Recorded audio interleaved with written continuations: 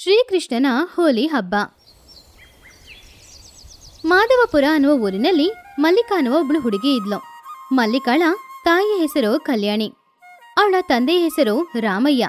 ರಾಮಯ್ಯ ಅವನ ಮಗಳನ್ನ ಮನೆಯಿಂದ ಹೊರಗಡೆ ಕಳಿಸ್ತಾ ಇರ್ಲಿಲ್ಲ, ಯಾರ ಜೊತೆನೂ ಮಾತಾಡಕ್ಕೆ ಬಿಡ್ತಾ ಇರ್ಲಿಲ್ಲ.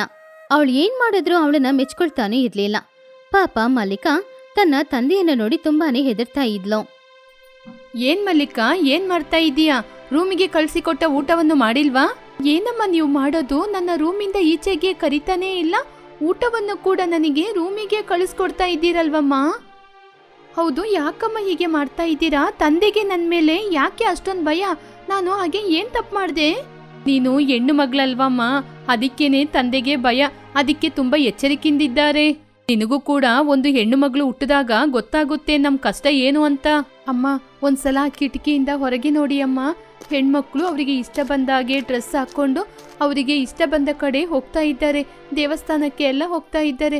ಆದ್ರೆ ನಾನು 4 ಗೋಡೆಯ ಮಧ್ಯನೇ ಜೀವನ ಮಾಡ್ತಿದ್ದೀನಿ. ನಿನಗೆ ಗೊತ್ತಲ್ವಮ್ಮ, ನಿಮ್ ತಂದೆ ಎಷ್ಟೊಂದು ಭದ್ರತೆ ನೋಡ್ತಾರೆ ಅಂತ, ಅದಕ್ಕೆ ನಿನ್ನ ರೂಮಿಂದ ಕೂಡ ಹೊರಗೆ ಕರಿತಿಲ್ಲ. ಇನ್ನು ಸ್ವಲ್ಪ ದಿನದಲ್ಲೇ ನಿನಗೆ ಮದ್ವೆ ಮಾಡ್ಬೇಕು ಅಂತ ಆಲೋಚನೆ ಮಾಡಿದ್ದಾರೆ, ಹುಡುಗನ ಕೂಡ ಹುಡುಕ್ತಾ ಇದ್ದಾರೆ. ಇನ್ನು ಸ್ವಲ್ಪ ದಿನದಲ್ಲಿ ನಿನ್ನ ಮದ್ವೆ ಮಾಡಿ ಗಂಡನ ಮನೆ ಕಳಿಸ್ತಾರೆ. ಏನೋ ಮದುವೆನಾ? ನನಗೆ ಒಂದು ಬಂಧನದಿಂದ ಇನ್ನೊಂದು ಬಂಧನಕ್ಕೆ ಕಳಿಸ್ತಾ ಇದ್ದೀರಾ?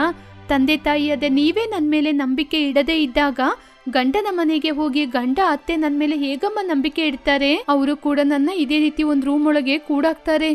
ಹೆಣ್ಮಕ್ಳು ಅಂದ್ರೆ ಹೀಗೇನೆ ಇರ್ಬೇಕಮ್ಮ. ನನ್ ಜೊತೆ ಹೀಗೆ ಪ್ರಶ್ನೆ ಕೇಳದ್ನ ಬಿಟ್ಟು ಈ ಜೀವನಕ್ಕೆ ಹೊಂದ್ಕೊಂಡೋಗು.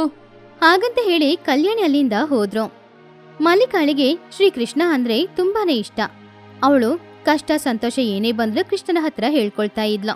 ಅವಳ ರೂಮ್ ಒಳಗಡೆ ಒಂದು ಚಿಕ್ಕ ಮಂಟಪ ಇತ್ತು, ಅದರಲ್ಲಿ ಶ್ರೀಕೃಷ್ಣನ ಚಿಕ್ಕ ವಿಗ್ರಹ ಇತ್ತು.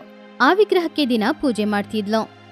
ಸ್ವಾಮಿ ಶ್ರೀಕೃಷ್ಣ, ನನ್ನ ಕಷ್ಟ ನನ್ನ ದುಃಖ ಯಾವಾಗ ಹೋಗುತ್ತೆ? ಹೊರಗಿನ ಪ್ರಪಂಚವನ್ನು ನೋಡ್ಬೇಕು ಅನ್ಸುತ್ತೆ, ಸಂತೋಷವಾಗಿರ್ಬೇಕು ಅನ್ಸುತ್ತೆ. ಪ್ರತಿದಿನ ಈ 4 ಗೋಡೆಗಳ ಮಧ್ಯೆನೇ ಇರ್ಬೇಕು.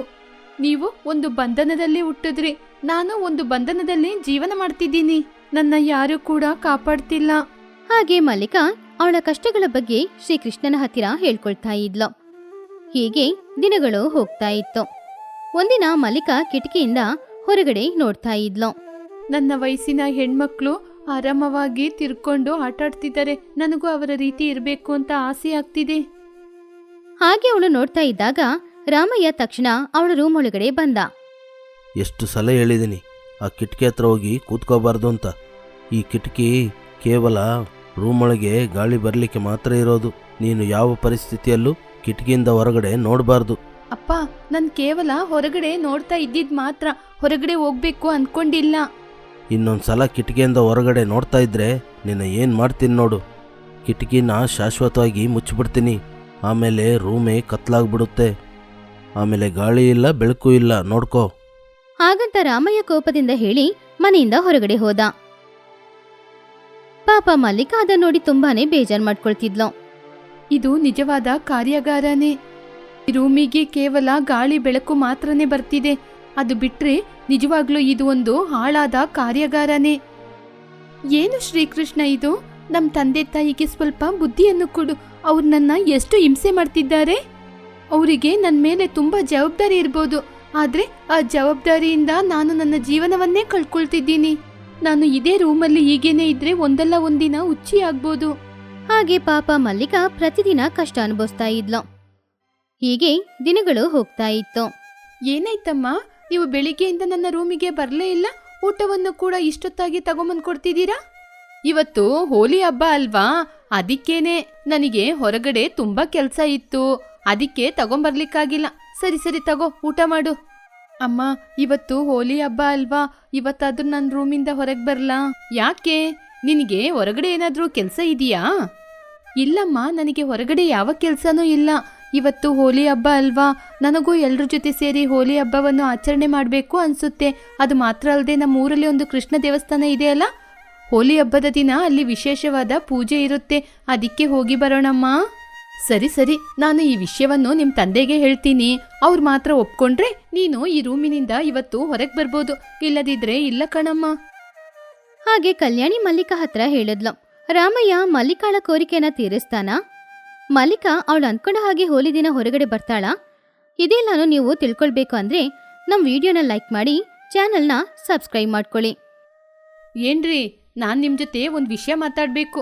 ಪಾಪ ಮಲ್ಲಿಕನಿಗೆ ರೂಮಲ್ಲಿ ಇರ್ಲಿಕ್ಕೆ ಆಗ್ತಾ ಇಲ್ಲಂತೆ. ಅದಕ್ಕೆ ಅಂತ ಮಗಳನ್ನ ಮನೆಯಿಂದ ಹೊರಗೆ ಕರ್ಕೊಂಡೋಯ್ತೀಯ? ನೋಡ್ತಾ ಇದ್ದೀಯ ತಾನೇ ಹೊರಗಡೆ ಪರಿಸ್ಥಿತಿ ಹೇಗಿದೆ ಅಂತ. ಅದಲ್ಲ ರೀ, ಹೋಲಿ ಹಬ್ಬ ಬರ್ತಾ ಇದೆ ಅಲ್ವಾ? ಹೋಲಿ ಹಬ್ಬದ ದಿನ ನಮ್ಮ ಊರಲ್ಲಿರುವ ಕೃಷ್ಣನ ದೇವಸ್ಥಾನದಲ್ಲಿ ವಿಶೇಷ ಪೂಜೆಗಳಿರುತ್ತೆ ಅಂತೆ. ಅದಕ್ಕೆ ನಮ್ಮ ಮಗಳು ಕೂಡ ಹೋಗ್ಬೇಕು ಅಂತಿದ್ದಾಳೆ. ಅದಕ್ಕೆ ಕೇವಲ ಇವತ್ತೊಂದಿನ ಅವಳನ್ನ ಹೊರಗಡೆ ಕರ್ಕೊಂಡೋಗಿ ನಿಮ್ ಜೊತೆನೇ ಇಟ್ಕೊಳ್ಳಿ. ನೀವು ಎಲ್ಲಿಗೂ ಹೋಗ್ಬೇಡಿ, ಮಗಳ ಜೊತೆನೇ ಇದ್ದು ನೀವೇ ಕರ್ಕೊಂಬಂದ್ ಬಿಟ್ಬಿಡ್ರಿ. ಇಲ್ಲ ಇಲ್ಲ, ಅದೆಲ್ಲ ಖಂಡಿತ ಆಗೋದಿಲ್ಲ.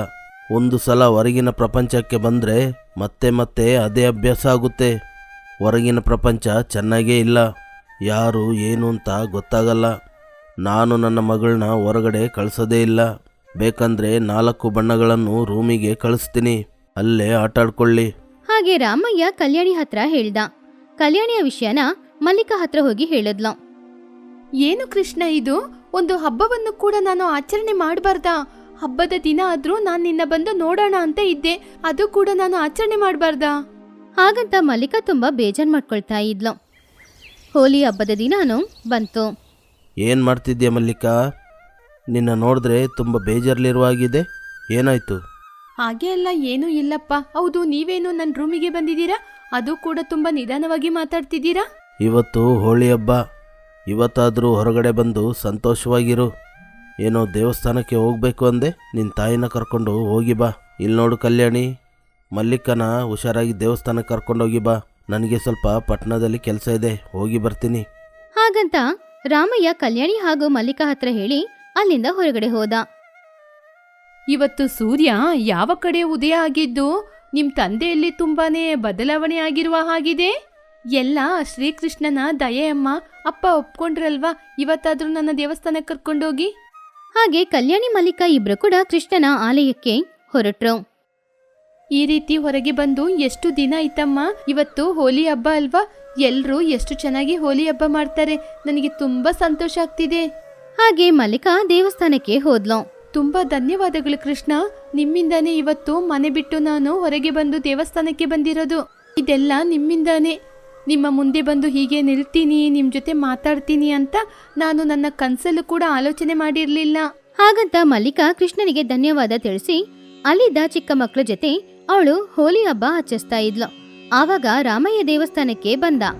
ಎಷ್ಟು ಧೈರ್ಯ ಇದ್ರೆ ನಾನು ಇಲ್ಲದ ಸಮಯದಲ್ಲಿ ಮನೆ ಬಿಟ್ಟು ಹೊರಗಡೆ ಬರ್ತೀರಾ? ನಿನ್ನ ಮನೆಯಿಂದ ಹೊರಗೆ ಹೋಗ್ಲಿಕ್ಕೆ ಯಾರು ಹೇಳಿದ್ದು? ಅದೇನಪ್ಪ ಹಾಗೆ ಹೇಳ್ತಾ ಇದ್ದೀರಾ? ನೀವೇ ತಾನೇ ನನ್ನ ದೇವಸ್ಥಾನಕ್ಕೆ ಕಳಿಸಿದ್ದು. ನಾನು ಇಲ್ಲದ ಸಮಯದಲ್ಲಿ ಮನೆ ಬಿಟ್ಟು ಹೊರಗೆ ಬಂದಿದ್ದು ಅಲ್ಲದೆ ನನಗೆ ಎದುರು ಮಾತಾಡ್ತೀಯ? ಅಯ್ಯೋ ಅಪ್ಪ, ಇಲ್ಲ, ನಾನು ನಿಜವಾಗ್ಲೂ ಸುಳ್ಳು ಹೇಳ್ತಾ ಇಲ್ಲ. ಬೇಕಂದ್ರೆ ಅಮ್ಮನ ಜೊತೆ ಕೇಳಿ ನೋಡಿ, ನೀವೇ ತಾನೇ ಅಮ್ಮನ ಜೊತೆ ಹೇಳಿದ್ದು. ಅದಕ್ಕೆ ಅಮ್ಮ ನಿಮ್ಮ ಮಾತು ಕೇಳಿ ನನ್ನ ದೇವಸ್ಥಾನಕ್ಕೆ ಕರ್ಕೊಂಬಂದಿದ್ದು.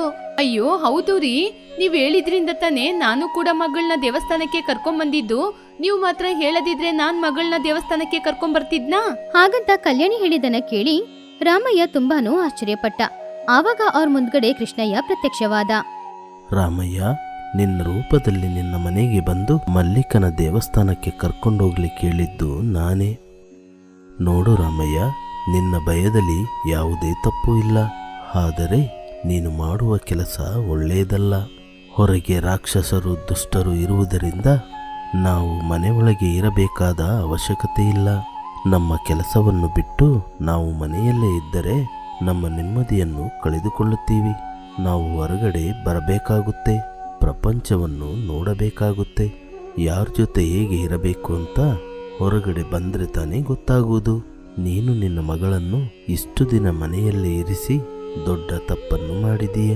ಅವಳಿಗೆ ಪೂರ್ತಿಯಾಗಿ ಹೊರಗಡೆ ಜ್ಞಾನ ಇಲ್ಲದೆ ಹೋಯಿತು. ನಾನು ತಪ್ಪನ್ನು ಮಾಡಿದೆ ಸ್ವಾಮಿ. ಹೊರಗಿನ ಪ್ರಪಂಚಕ್ಕೆ ಹೆದರಿ ನನ್ನ ಮಗಳನ್ನು ಮನೆಯಲ್ಲೇ ಇರಿಸಿದೆ. ನನ್ನ ಮಗಳು ಎಷ್ಟು ಕಷ್ಟಪಟ್ಟಿದ್ದಾಳೆ ಅಂತ ನೀವು ಹೇಳುವಾಗನೇ ಗೊತ್ತಾಗ್ತಿದೆ. ಇನ್ನು ಮುಂದೆ ನಿನ್ನ ಮಗಳನ್ನು ನೀನು ಬಂಧನದಲ್ಲಿ ಇರಿಸಬೇಡ. ಅವಳಿಗೆ ಪ್ರಪಂಚವನ್ನು ತೋರಿಸು.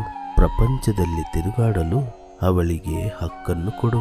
ಅವಳಿಗೆ ಏನಾದರೂ ಕಷ್ಟ ಬಂದರೆ ಅವಳ ಜೊತೆಗೆ ನಿಲ್ಲು. ಅದನ್ನು ಬಿಟ್ಟು ಯಾವ ಕಡೆಯಿಂದ ಕಷ್ಟ ಬರುತ್ತೆ ಅಂತ ಆಲೋಚನೆ ಮಾಡಬೇಡ. ಹಾಗೆ ಶ್ರೀಕೃಷ್ಣ ರಾಮಯ್ಯನಿಗೆ ಬುದ್ಧಿ ಹೇಳ್ದ. ಅದು ಮಾತ್ರ ಅಲ್ಲ, ಕೃಷ್ಣ ಮಲ್ಲಿಕಾ ಜೊತೆ ಸೇರಿ ಹೋಲಿ ಹಬ್ಬ ಆಚರಿಸಿ ಮಲ್ಲಿಕಾ ಹಾಗೂ ಅವರೆಲ್ಲರನ್ನೂ ಆಶೀರ್ವಾದ ಮಾಡಿ ಆಮೇಲೆ ಅಲ್ಲಿಂದ ಮಾಯವಾದ. ಆ ದಿನದಿಂದ ರಾಮಯ್ಯ ಮಲ್ಲಿಕಳಿಗೆ ಸ್ವಾತಂತ್ರ್ಯ ಕೊಟ್ಟ.